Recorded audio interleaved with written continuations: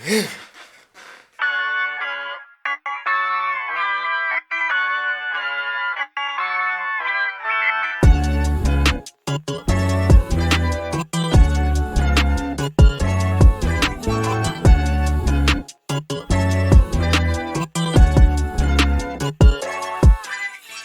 up, Broncos country? My name is Brandon Gilchrist.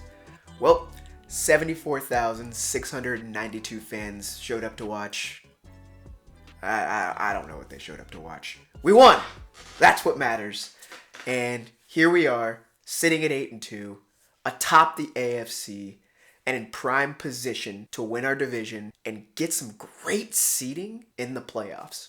But it wasn't pretty. And I'm not sure it has to be. Being at the game, the vibes were immaculate. They did a game theme of Let's Glow Back, where the Broncos pulled out their award-winning light show for the halftime performance. And what was really cool is it incorporated into the entire game. In between commercial breaks, at kickoff, all throughout the game, every fan had a light bracelet that would light up at certain times of the game. And it was just really cool to see. Watching this game, in some ways, you had to recognize that it was a Thursday night game. So it was already going to be a short week for both of these teams.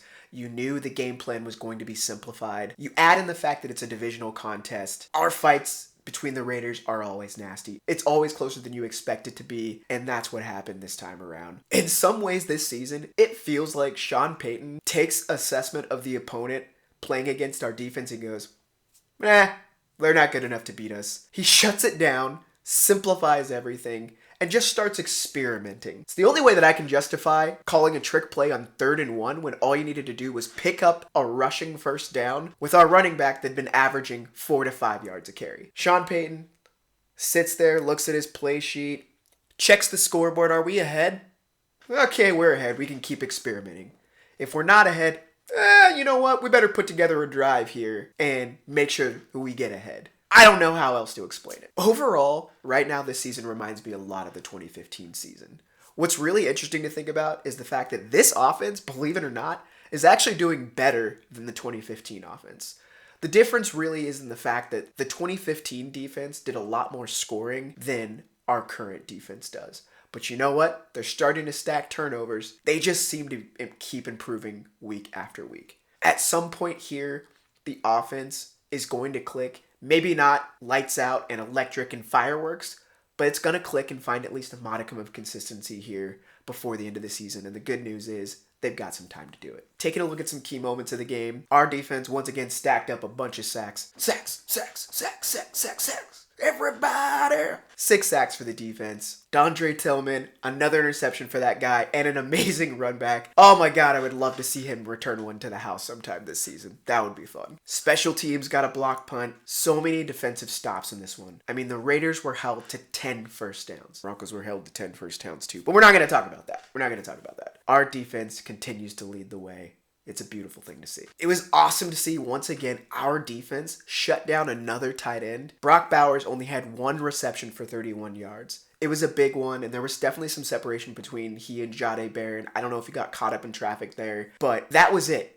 He really didn't impact the game whatsoever. They also controlled Ashton Genty. He got his in terms of a rushing touchdown in the red zone. I know the defense wants that one back. Holding him to 3.2 yards a carry, 60 yards. He was essentially a non-factor as well. Talanoa Hufanga. It's a toss-up for a few of the guys on this defense that I want to call my favorite player. Having played safety myself, I lean towards Talanoa Hufanga. 5 tackles, 9 combined tackles, 1 tackle for a loss, and a quarterback hit. The dude is just wreaking havoc back there for opposing offenses. Welcome back, Nick Bonito. On the sack score sheet again. 1.5 sacks for this one. The front 7 continue to be dominant against opposing quarterbacks and offensive lines. If you don't get obsessed with trying to watch offense, you'll see the art that this defense is creating. In terms of the offense, taking a step back on this one, starting field position for them was rough. The Raiders punter,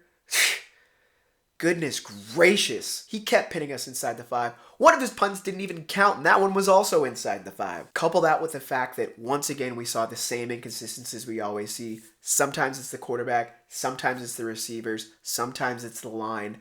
The Raiders really had a great plan for our offense, and it really brought this game to a bit of a stalemate. Once again, you want to keep calling for JK to get the ball. He had a solid night. Again, his carries continue to be managed. I have to believe that Sean Payton is waiting to unleash him in the playoffs. That being said, it is still extremely frustrating to see that he only gets to carry the ball 4 times in the first half.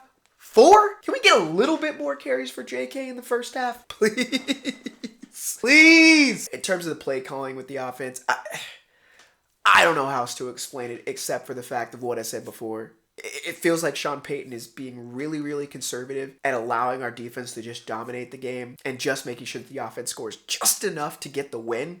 It's working right now. That doesn't mean it isn't frustrating to watch at times. I will also say Troy Franklin's drops. Oh, you got to breathe through them because he seems to drop it at some really inopportune times. There also seems to be a little bit of an effort issue there. One of the deep shots that Bo took tonight, he'd stopped running and then realized the ball was in the air and started to run again. That's frustrating to see. Courtland Sutton seems to be second priority right now, and I don't know how I feel about it. I know that defenses are bracketing him, bringing extra coverage to his side. It still seems like we should be putting more effort into giving him opportunities to get open. Y'all, I'm just going to say it. I don't think I realized how much of a factor Marvin Mims might be in helping this offense move. I was thinking about him a lot on the special team side of things, but my goodness, was he missed tonight? And I think has been missed even in the last game. He's just another lever that Sean can pull to help this offense find some rhythm. In terms of Bo, there's no dancing around it on this one. This was absolutely his worst performance of the year so far. He's got happy feet. He seems to be playing tight. He seems to be playing like he doesn't want to make a mistake. We've got to figure out how to get him loose. It's been a grind for these first 10 weeks of the season, and the schedule has not been kind. I really hope the staff encourages him to shut it down for these 3 extra days of rest.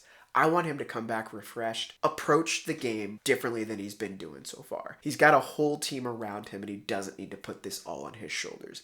Stop worrying about being perfect and just go out there and have fun. In terms of special teams, once again, some good, some bad. Blocked punt, good. Will Lutz duffing a kick, bad. Jeremy Crawshaw, ooh. Seemed like the wind was a factor for him in this one. When you watch replays, the ball is slightly shifting before he's kicking it during the drop, and it was swirling in that stadium. I'm going to chalk this one up to the wind playing a factor. I know it's hard to give him that excuse when the other punter was doing so well. Let's wipe this one from the memory books, Jeremy.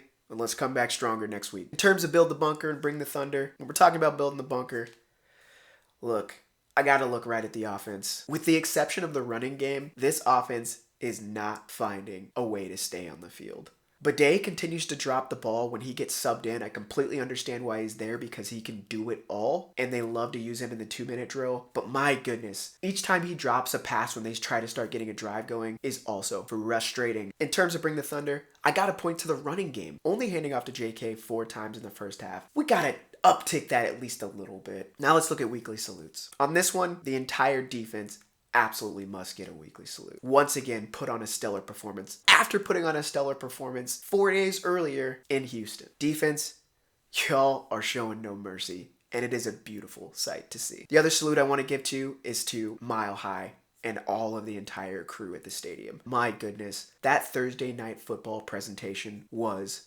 outstanding. From the light show to the hosts to just creating a fan-engaging atmosphere. It was so fun to be there and be a part of that. Hats off to that entire organization for putting on and showing how to host a football game for prime time. The Broncos just played the #1 defense and then 4 days later had to come and play a division rival on prime time. And they got the win. When I take a step back and look at how the first 10 weeks of the season have unfolded, this schedule has been brutal for the Broncos, and they're 8-2. The amount of traveling, the short weeks, the time changes, which matchups are back-to-back. It's had a little bit of everything, and it absolutely has been a grind for this team. But they continue to stack wins. I'm so happy that they're getting a break before they face the Chiefs for the first time. This 3 extra days of rest should go a long way in seeing a much better performance next Sunday. Look, Broncos country, there's a lot of room to improve, but here's the good news. They're 8-2, and they have 7 weeks to do it. We understand that it needs to look a little bit different in the playoffs, but the playoffs aren't now. Right now, the focus is on doing enough to stack some wins and get yourself in the proper position for a playoff push and to make sure that the team continues to improve it while doing it. And they're doing that. The Chiefs are 2.5 games back, and we have an opportunity coming up to put them even farther behind, to potentially miss the playoffs this year. If I had the option to choose that before this season started, yes please, we're doing all right, Broncos country. Let's enjoy this weekend of football, sit back, and see if any other teams can come up to our level in the AFC. Taking a look at the season as a whole, how are you feeling about the 8-2 start? Let me know in the comments. As always, be kind.